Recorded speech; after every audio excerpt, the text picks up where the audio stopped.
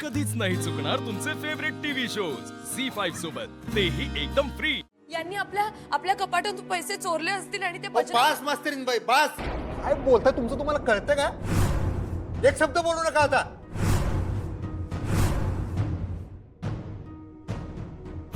मगापासून तुम्हाला समजून घेण्याचा प्रयत्न करतोय मी, पण माझीच गल्लत झाली तुम्हाला समजून घेण्यात. एवढं सगळं झालं तरी तुम्ही आई साहेबांना दुश्मन देता, तुम्हाला काही वाटत नाही हो? हा? मी तुम्हाला दिलेल्या होत्या तो नोटा, त्या त्याच्या हातात सापडल्या आणि त्याचा ठप्पा तुम्ही आई साहेबांवर लावताय. काय वाटतंय का तुम्हाला जरा? ही अपेक्षा नव्हती तुमच्याकडनं. गाव केलं तुम्ही मनावर. आमच्या घरातल्या दिवे आहेत आमच्या आई साहेब, आमच्या मनातल्या दिवे. तुम्ही त्यांच्याविषयी असं एवढं सगळं होऊन. सुनबाई, आम्ही एवढ्या जड झालतो तर आम्हाला बोलायचं की? हा, आम्ही स्वतःहून घर सोडून गेलो असतो. आम्ही बोललोच होतो अधिपतींना. आमची कोणाला गरज नाही. तर खरं सांगतो सुनबाई, तुम्ही एका शब्दानं आम्हाला बोलला असता का नाही तर आम्ही स्वतःहून हे घर सोडून गेलो असतो. हे एवढं सगळं करायची काय गरज होती? हा,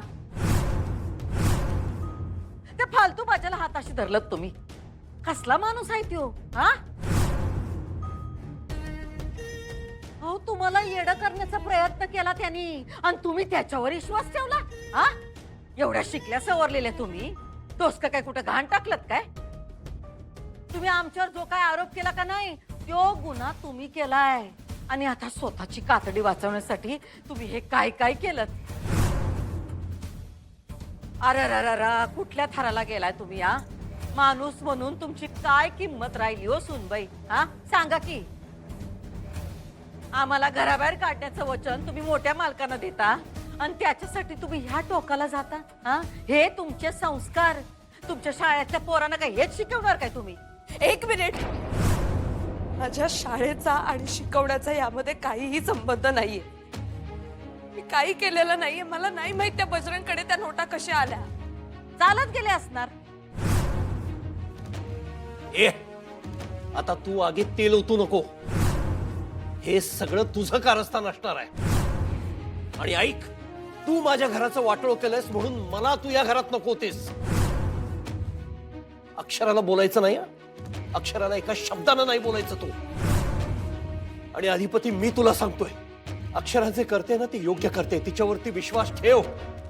तो बजरंग काय सांगतोय मला माहिती नाही, पण मी एवढं सांगतो की अक्षरा खोटं नाही बोलणार. अक्षरा जे बोलते ना ते खरं बोलते. तिच्यावर एकदा विश्वास ठेव. तुमची फूस आहे त्यांना.